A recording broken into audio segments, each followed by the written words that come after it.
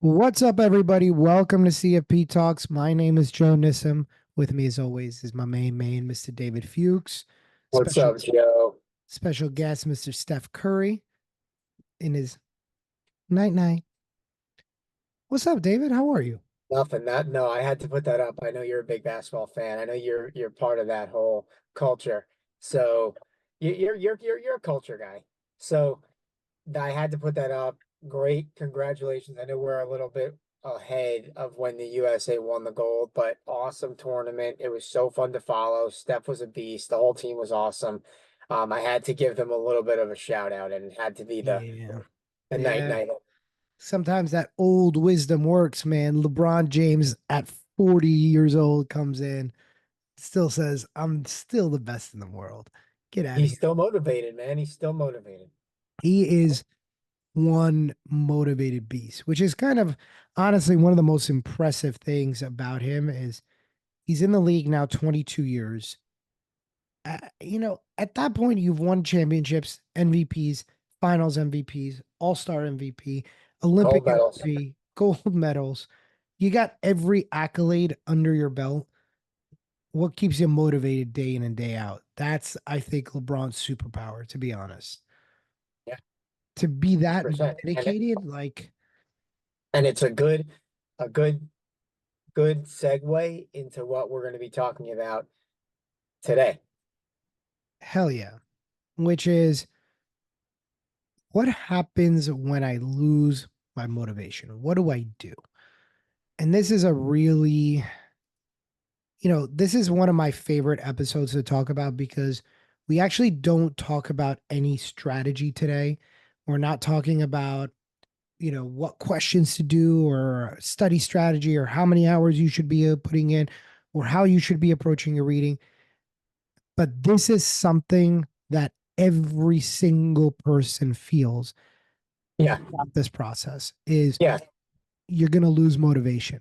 And I think, and David, correct me if I'm wrong here or tell me what you think about this, but I think that the beginning of the process and the end of the process, typically the easiest to be motivated, it's that middle. It's that middle part, which you call the middle eight. yeah. And you just to backtrack three sentences, but you said that there's no actual strategy about the exam or about studying.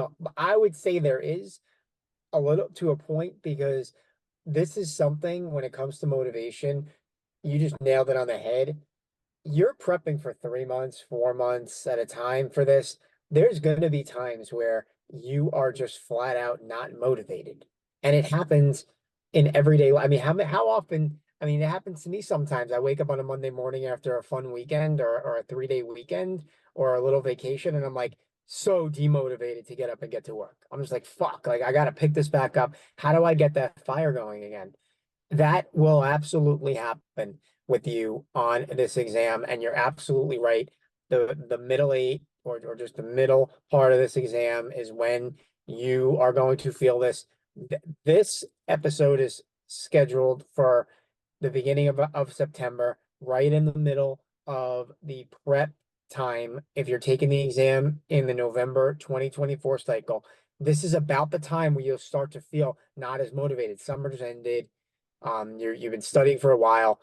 This is when the motivation kind of reduces. And what we're going to talk about today is expect that and how can you overcome that. But I agree, beginning and end, easiest to be motivated, middle, easiest to be demotivated.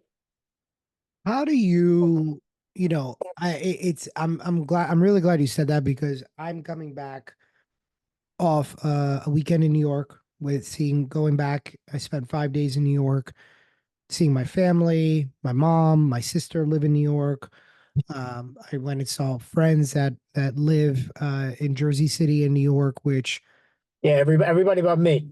everybody. It's not my fault. You were down the shore. I Yeah. try. I tried with you. Okay, don't even get me started. But but we but it was an incredible weekend. Like, and I was still working but I moved a lot of my appointments to the morning. I was fortunate enough that a lot of my students were able to move things to the morning.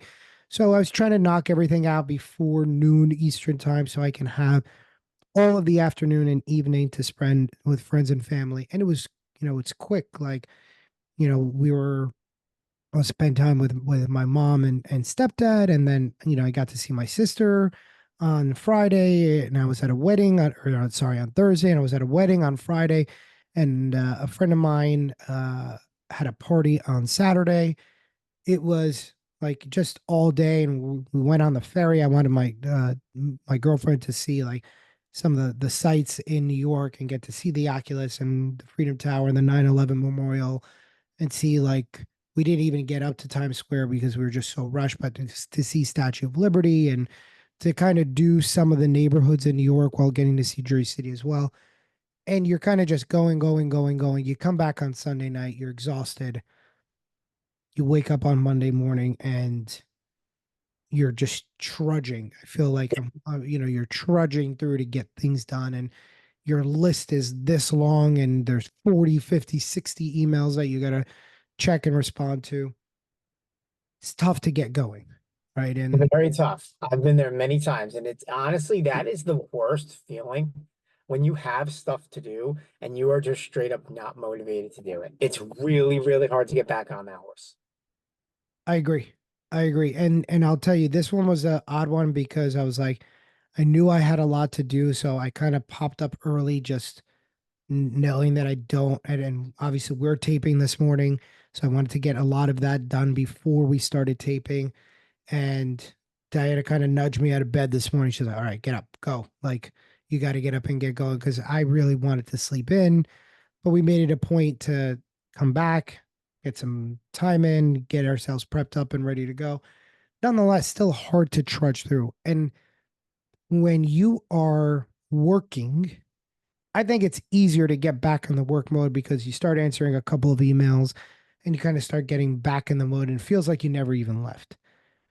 When it comes to studying, especially after a weekend like this, it feels almost impossible. So you're coming back and now you're going to pick up and study at 5 o'clock after you'll be able to trudge through the day. This becomes very difficult, and especially after a weekend of doing anything like that, it becomes very difficult. What did you do in your process? I mean, I'm thinking back to CFA. I know how I did mine. Kind of curious to see how you kind of dealt with the motivational roller coaster. So the first thing, and we've now talked about this a few times, I think the first thing that you need to realize is that as we talk about this all the time, it's all about expectations and it's all about just knowing what's going to happen and being prepared. And that's why we're recording this video. It's gonna happen. If you know from the start, like, listen, like I'm studying for this test for 3 to 4 months. I'm really, really motivated, but at some point that's going to happen where I'm gonna feel demotivated for whatever reason. It could be like it could be you're on vacation for the weekend, it can be something personal is going, it can be anything that's gonna demotivate you. But over the course of 3 to 4 months, it is 100% absolutely going to happen. You're going to lose that motivation. So the first thing is just expect it to happen.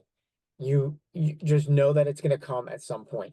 When it does, knowing that it's only temporary and that you are going to eventually get over that is the first thing that I thought of. Is that I know that's not a remedy specifically, but that's all right. Listen, like it gives me a nice comfort that all right, I'm going to get over this eventually. And the second thing is you kind of got to just get back into it. Mm, You got to just get back into it. And at mm. first, you're going to be working and it's going to be like you're flying on autopilot and you're just going through the motions and blah, blah, blah. But at some point, it's going to kick back in and you're going to get that fire back again. Now, one thing that I would say that always got me going was easing back into it, not just like going right back into all this difficult stuff. If you take a 10-question practice exam, practice quiz, just to get that blood flowing and get that motivation back up. That always helped me a lot too. But the number one thing is just expect it. Just expect it and know that it's going to happen and know that you're going to eventually get over it. I couldn't agree more, and I'm gonna add to that. If you go away for the weekend, let's say you go away on a Thursday, Friday, Saturday, you've been in your gym routine, right? You're in your gym routine, you're going. I work out 5 days, I work out 5 days. All of a sudden, I work out on a Monday, Tuesday, Wednesday. I'm gone Thursday, Friday, Saturday, Sunday. So I lose 2 days of my working out. The best thing to do is get right back to the gym on Monday. Yeah, Even if you do a 50% workout, by Wednesday, you're back in the groove and it feels like you never left. exactly. Tuesday gets a little bit better. And then by Wednesday, you're like, it doesn't feel like I left at all. Yeah. And I think that it is the much harder thing to do is to jump right back in because you're gonna not, if you sit there and you think about it, you will find reasons not to go to the gym and you'll find reasons not to study. I'm tired. I'm exhausted. I got to unpack. The house is a mess. I got to go run these 5 errands. There's emails. I'm done. And the best thing to do is just jump back in, knowing it's going to be ugly. It's not going to be pretty. You're not going to feel good. It's just going to happen. You're going to go back to the gym. You're going to feel like, and you know what that Monday workout after a long weekend is like. You're just sweating out alcohol. You feel like hot garbage. Yeah, you're sluggishing through it. You're like not really knowing even what you're doing. You're just going through the motions. Sucks. Yeah, Sucks. yeah. But I think, yeah, I mean, you hit the nail on the head. Trying to do what you were doing before, even though you're like, well, wait, that was Wednesday. It's only 5 days later. I get it. You're right. It is only 5 days later. But if you can come back at 50%, you're going to be in absolute great shape. Like, absolute great shape. yeah, I think that's the number one tip. I think the number one tip is jump right back in, but ease back in. That's the advice that I would give you. If you are demotivated during this exam, anybody listening right now that's taking it in November that is just coming off a hot girl rat summer and that's trying to study, I think that the main reason is know that it's gonna come, that it's gonna happen, you're gonna get demotivated, and the way to get over is jump right back in, but ease back into it. That's right. And you heard it from David the Stallion. He said it best. I'll give one more thing and then we'll end on that is the one thing that if you're constantly in that motivated, not motivated thing, ease up on your hard days and build in a little bit more break into your study schedule. Because if you're on that roller coaster, it typically means that and this is always a reflection of your long study days. If every Saturday and Sunday you're going at 8 hours apiece, you're better off tailoring that back because it'll be far easier to stay motivated. It's like, think about it this way. If I run my errands every Saturday, I'm running the same exact errands every single Saturday. I kind of get in the zone, right? I just go and I get them done and it takes me my hour, right? I got to go to the dry cleaner, the supermarket. I fill up gas, get the car washed, blah, blah, blah, blah, blah. If I don't do that for a month, I'm very unmotivated because I'm like, oh man, there's so many things on the list to do. And instead of being just a little extra thing, like, oh, I normally go to the supermarket and the dry cleaners and get my car washed. Oh, by the way, I got to stop at the Verizon store. Oh, not the biggest deal in the world because it's just one little thing. Same thing exists here, right? Is that if your list is 10,000 things long, it's going to be really hard to be motivated to do it. Whereas if your thing is doing it consistently every day, it's much easier to get motivated because it's not those big ups and downs in your study. I know that's probably ideal scenario for a lot of you guys, but the more consistent you are during the week and you're actually resting on the weekends instead of just killing yourself on the weekends with the studying, we're actually getting an extra hour of sleep. You're actually getting some rest. You're going out and exercising. You're spending some time and disconnecting from the exam on the weekends. That disconnecting is going to be really helpful as well to keep you motivated because you actually feel like I got away from the exam and now I kind of feel refreshed. So coming back is a lot easier. For sure, for sure. I agree. I'm with all that. I think we gave you guys good advice. I want to put this out there. This is also why I like, as much as I love taking time off and going on vacation and seeing family and doing all the fun stuff, deep down, I actually hate it. I hate it because I hate being away from work for so long. Solely because I know that I'm missing so much and getting back onto that horse is so tough. So like I try and actually now that when I'm like if I'm on vacation or if I'm away, I'm off for the week or whatever, I try and like check emails and send emails back or talk to people from work, what's going on. I'm not fully working, but I try and stay immersed in it because like I can't just take off flat like a week or a week and a half and then just come back and jump right into it. It's the worst fucking feeling in the world. Um, but that there's ways to get over it, but I just like I hate that. I like almost like need to be like working somewhat at all times. Well, I mean, it brings up a good point, and we could chat about it another time. But just quick reaction to this. When I'm studying for an exam, my general answer is no, right? Because I don't want to get out of my routine because I know that it takes a lot of effort to get back in. So I save vacations, family time, trips. If somebody's coming into LA and they want to hang out and they want to have dinner, cool. I'll meet you for dinner. I'll meet you for a drink, but I'm not really trying to get out of my routine. And I know you're very much this way too, David. But for me, as when I was studying during CFA, it was shut down. I'm not going away. I'm not going to weddings. Like, I'm sorry. Like, I can't travel for a wedding because it's never just, oh, I'm in and I'm out, right? It's a quick in and a quick out. If somebody's really close to me, it's a tough thing, but I am trying to plan that time, that study time where there's zero interruptions. And I plan it that way because I know there's still going to be interruptions.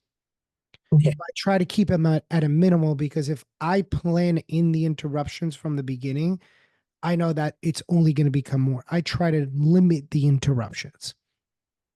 So, and I don't know if, and I know what you're saying because it's very hard to like, I just want to be in my apartment or at my office.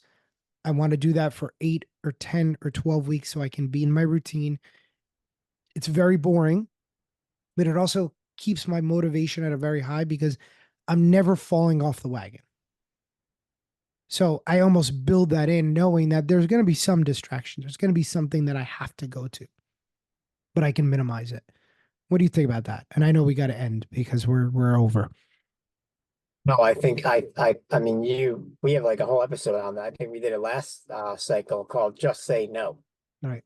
Basically just declining and just giving a little Heisman to any plans that come along. And you're still building in time where you're going to have to be committed to things outside of study. So, yeah, I think that's a smart thing to do. All right. Let's end on that. Let's end on that. So we hope you guys enjoyed this episode. With any questions, comments, or concerns, feel free to reach out, and we will see you guys on our next episode. Take care, everybody.